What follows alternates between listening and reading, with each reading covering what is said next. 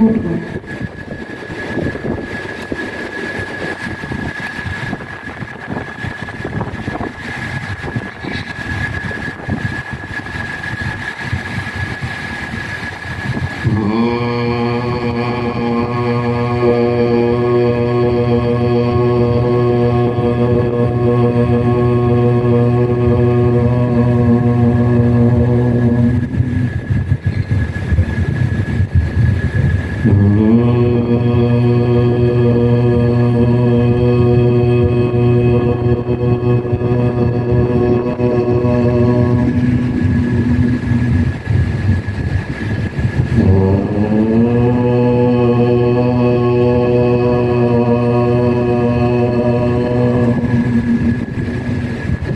സദ്ഗുരുഭ്യോ നമഃ.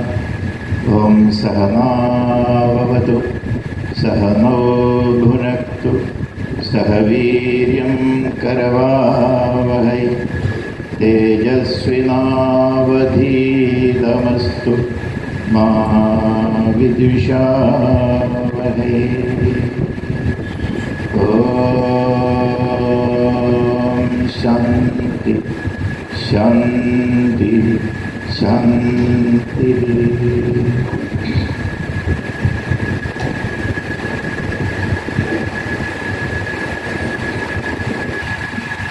സമാദരണീയനായ സംപൂജ്യനും ജ്ഞാനവൃദ്ധനുമായ നമ്മുടെ അധ്യക്ഷൻ സ്വാമി പ്രജ്ഞാനാനന്ദ തീർത്ഥപാദ സ്വാമികൾ,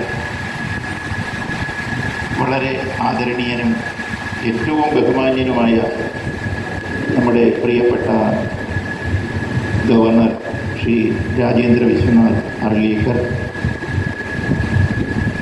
ശ്രീ AR ഗിരീഷ് കുമാർ, പൂജ്യ Swami Asangananda Giri, doctor AM Unnikrishnan, doctor CSA Thomas, എല്ലാവർക്കും എൻ്റെ പ്രണാമം. ആദ്യമേ തന്നെ എൻ്റെ സർവ്വസങ്കല്പങ്ങളും എൻ്റെ ഗുരുനാഥനായ ജഗദ്ഗുരു സ്വാമി സത്യാനന്ദ സരസ്വതി തിരുവടികളുടെ തൃപ്പാദങ്ങളിലും പരമഗുരുവായ നീലകണ്ഠ ഗുരുപാദരുടെ പാദാരവിന്ദങ്ങളിലും ഈ പ്രദേശത്തെ ആകമാനം ഈശ്വരീയമായ ചൈതന്യം കൊണ്ട് നമ്മെ അനുഗ്രഹിച്ചരുളുന്ന പരമപട്ടാരക വിദ്യാധിരാജ ചട്ടമ്പി സ്വാമി തൃപ്പാദങ്ങളുടെ തിരുവടികളിലും, അതുപോലെ തന്നെ ഭാരതത്തിലെ സമസ്ത ഗുരുപരമ്പരയുടെയും പാദാരവിന്ദങ്ങളിലും ഒരു സങ്കല്പം കൊണ്ട് ധന്യമായിരിക്കുന്ന നിങ്ങളുടെ ഓരോരുത്തരുടെയും മനസ്ഥിതിയിലും ഭഗവത് പാദങ്ങളിൽ അർപ്പിക്കുന്ന പൂജാപുഷ്പങ്ങളായി അർപ്പിച്ചുകൊള്ളട്ടെ. അധികം സംസാരിക്കുവാനുള്ള സമയത്തിൻ്റെ കുറവുണ്ട്. അത് മനസ്സിലാക്കിക്കൊണ്ട് ചുരുങ്ങിയ വാക്കുകളിൽ എൻ്റെ കർത്തവ്യം നിർവഹിക്കാം എന്നാദ്യമേ അറിയിക്കുകയാണ്. ഇവിടെ വന്നെത്തുവാൻ കഴിഞ്ഞത് എത്രയോ ജന്മത്തെ പുണ്യമാണ് എന്ന് ഞാൻ കരുതുന്നു.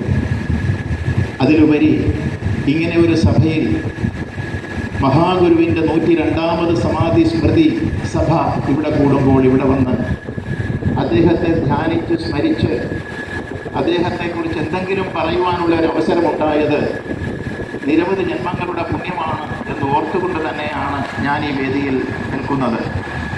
ചെങ്കോട്ടുകോണം ശ്രീരാമദാസ് ആശ്രമത്തെ പ്രതിനിധാനം ചെയ്തുകൊണ്ട് എന്നെ ക്ഷണിച്ച ഇതിൻ്റെ ഉത്തരവാദിത്വപ്പെട്ട സ്വാമിമാർക്കും അതുപോലെ തന്നെ ഈ ആശ്രമത്തിൻ്റെ ഉത്തരവാദിത്വപ്പെട്ട മറ്റ് പുണ്യ വ്യക്തികൾക്കുമൊക്കെ പ്രത്യേകം നന്ദി അറിയിക്കുന്നു. ഗുരുവിൻ്റെ മഹാസമാധിയുടെ സ്മൃതിയാണ് ഇന്നിവിടെ നടക്കുന്നത്. മഹാഗുരുക്കന്മാർ സമാധിസ്ഥരായി എന്ന് പറഞ്ഞാൽ അതിൻ്റെ അർത്ഥം അവർ ഈ മണ്ണിൽ നിന്ന് പോയി എന്നല്ല. ഈ മണ്ണിൽ ഇനി അവർക്ക് ഇരിക്കാൻ സ്ഥലം ഇല്ലാത്ത വിധത്തിൽ എല്ലാ സ്ഥലവും അവർ നിറഞ്ഞിരിക്കുന്നു എന്നാണ്. അവർ തീർച്ചയായും സർവ്വവ്യാപിയായി ഈ പ്രപഞ്ചത്തെ ആകമാനം തന്നെ സ്വന്തം ശരീരമാക്കി മാറ്റിക്കൊണ്ട് നമ്മുടെ ശരീരത്തിലും മനസ്സിലും ബുദ്ധിയിലുമെല്ലാം തന്നെ അവർ നമുക്ക് വേണ്ട പ്രേരണയും പ്രചോദനവും അനുഗ്രഹവും ആശീർവാദവും ചെയ്തുകൊണ്ട് നിലനിൽക്കുകയാണ്. പക്ഷേ അത് നമ്മുടെ സമൂഹത്തിൽ എത്ര പേർ എത്രത്തോളം ഓർമ്മിക്കുന്നു നിത്യവും നമ്മുടെ ജീവിതത്തിൽ എന്നുള്ളത് ഒന്നുകൂടി ചിന്തിക്കുവാനുള്ള അവസരമാണ് ഇത്തരത്തിലുള്ള സമാധി സ്മൃതി സഭകളും സംരംഭങ്ങളും ജയന്തി സമ്മേളനങ്ങളും ഒക്കെ തന്നെ. ഒരു ഗുരുവിനെയും നമ്മൾ ജയന്തി ആഘോഷിച്ച് വലുതാക്കേണ്ട കാര്യമില്ല. ഒരു ഗുരുവും നമ്മൾ സമാധി സ്മൃതി എന്ന രീതിയിൽ ഒരു ചടങ്ങ് സംഘടിപ്പിച്ച് വലുതാക്കേണ്ട കാര്യവുമില്ല. ആ ഗുരുവിൻ്റെ സ്മൃതി തന്നെയാണ് നമ്മുടെ ഗുരുത്വത്തെ വളർത്തുന്നതും ഗുരുവിൻ്റെ മഹോന്നതമായ തലത്തിലേക്ക് നമ്മെ നയിക്കുന്നതും എന്നുള്ളതിന് യാതൊരു സംശയവും വേണ്ട. പഞ്ചേന്ദ്രിയങ്ങളുടെ പരിമിതികൾക്കെല്ലാം അപ്പുറം അതീന്ദ്രിയമായ മഹാ അനുഭൂതിയുടെ മണ്ഡലത്തിലേക്ക്, അഖണ്ഡ മണ്ഡലാകാരം വ്യാപ്തം ഏന ചരാചരം എന്ന് പറയുന്ന മഹാസങ്കല്പത്തിലേക്ക്, ഗുരു സാക്ഷാൽ പരം ബ്രഹ്മം എന്ന് പറയുന്ന സങ്കല്പത്തിലേക്ക്, ബ്രഹ്മാവും വിഷ്ണുവും മഹേശ്വരനും മാത്രമല്ല, അതിലുപരി സാക്ഷാൽ പരം ബ്രഹ്മം തന്നെയാണ് ഗുരു എന്ന സങ്കല്പത്തിലേക്ക് നമ്മെ നയിക്കുവാൻ പര്യാപ്തമാകുന്ന സമ്മേളനങ്ങളാണ് ഇത്തരത്തിലുള്ളത് എന്നുള്ളത് കൊണ്ട് തന്നെയാണ് ഇവിടെ എത്തിയ നിങ്ങൾ ഓരോരുത്തരും, ഞാൻ മാത്രമല്ല, അങ്ങേയറ്റം പുണ്യം ചെയ്തവരാണ് എന്ന് സൂചിപ്പിക്കുവാൻ ഞാൻ ആഗ്രഹിക്കുന്നത്. പക്ഷേ ചില കാര്യങ്ങൾ സൂചിപ്പിക്കാതിരിക്കുവാൻ നിർവാഹമില്ല. ഗുരുക്കന്മാരുടെ പേരിൽ നിന്ന് നടക്കുന്ന കാര്യങ്ങൾ എന്തൊക്കെയാണ്? ഗുരുക്കന്മാർ പറഞ്ഞ മഹാവാക്യങ്ങളും അവരുടെ സന്ദേശവും ജീവിതവും എല്ലാം തന്നെ ഇന്നെങ്ങനെയാണ് ദുർവ്യാഖ്യാനം ചെയ്യുന്നത് എന്നുള്ളത് നമ്മൾ ആലോചിക്കാതിരിക്കുവാൻ യാതൊരു നിർവാഹവുമില്ല.